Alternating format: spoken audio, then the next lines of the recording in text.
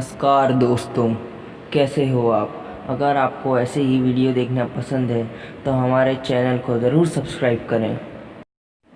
महाभारत का युद्ध काफ़ी विनाशकारी था, जिसमें कई सेनाओं और कई दिव्यास्त्रों का इस्तेमाल हुआ था, जिससे हर तरफ विनाश ही विनाश छा गया। इस युद्ध में कई वीर योद्धाओं ने हिस्सा लिया था और इन सभी योद्धाओं के पास एक से बढ़कर एक दिव्यास्त्र थे। तो आज हम बात करेंगे ऐसे ही एक दिव्यास्त्र के बारे में।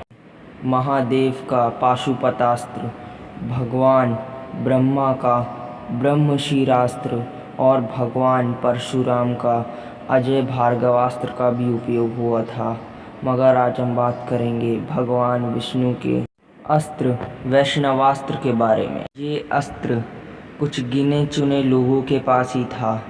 वैष्णवास्त्र रामायण और महाभारत काल दोनों ही समय में उपलब्ध था। पौराणिक कथा और ग्रंथों के अनुसार ये अस्त्र भगवान विष्णु का है और इसको उन्हीं ने बनाया है। ये अस्त्र बहुत अधिक शक्तिशाली है और इसकी शक्ति का राज इसकी गति है। जितने भी अस्त्र शस्त्र हैं और सारे दिव्यास्त्रों में अगर कोई अस्त्र सबसे तेज़ है तो वो है वैष्णवास्त्र। इसी कारण इस अस्त्र की कोई काट नहीं है।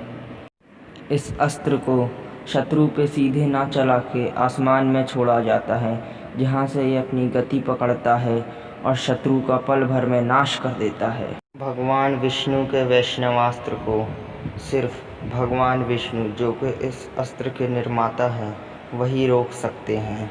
जानते हैं कि ये अस्त्र किन किन योद्धाओं के पास था। रामायण काल में ये अस्त्र रावण के पुत्र मेघनाद के पास था, जिसे वो शुक्राचार्य को ये ऋषि गौतम से प्राप्त हुआ था। भगवान राम, जो कि खुद विष्णु के अवतार थे, उनके पास ये अस्त्र था। साथ ही साथ भगवान परशुराम, जिनने महादेव की कड़ी तपस्या कर उनको अपना गुरु बनाया था और उनसे हर अस्त्र का ज्ञान प्राप्त किया था, उनके पास भी वैष्णवास्त्र था। उनसे वैष्णवास्त्र का ज्ञान गया महारथी सूर्यपुत्र कर्ण के पास, किंतु उन्होंने इसका प्रयोग कभी भी नहीं किया। भूदेवी ने जब भगवान विष्णु के अवतार वराह की कई वर्षों तक तपस्या करी थी, तब भगवान वराह ने प्रसन्न होकर उनसे वर मांगने को कहा था और उन्होंने ऐसा अस्त्र मांगा था जिन्हें उनके सिवा कोई न रोक सके और बहुत शक्तिशाली हो। तब उन्हें वैष्णवास्त्र की प्राप्ति हुई थी। दैत्यराज नरकासुर ने भूदेवी की कड़ी तपस्या करी और जब उसे वर मांगने का अवसर मिला, तब उसने भूदेवी से वैष्णवास्त्र मांगा। इस तरह उसे वैष्णवास्त्र नरकासुर से वैष्णवास्त्र गया नरकासुर के पुत्र भागदत्ता के पास। भगवान कृष्ण, जो स्वयं भगवान विष्णु थे, उनके पास भी वैष्णवास्त्र था।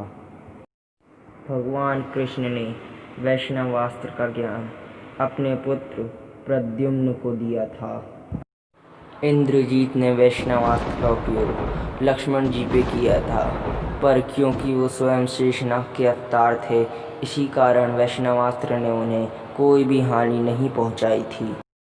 जब कृष्ण पुत्र प्रद्युम्न के सारे बाण शांबरासुर पर विफल हो रहे थे, तब उन्होंने वैष्णवास्त्र का प्रयोग कर शांबरासुर का वध कर दिया था। कुरुक्षेत्र के युद्ध में भागदत्त और अर्जुन जब आमने सामने आए, तब भागदत्त ने युद्ध में 12वें दिन वैष्णवास्त्र प्रकट किया था और अर्जुन ने इसका उपयोग किया था, पर इसके उपयोग को भगवान कृष्ण ने खुद पर ले लिया, जिस कारण ये वैजयंती माला बन के भगवान कृष्ण के गले में चला गया।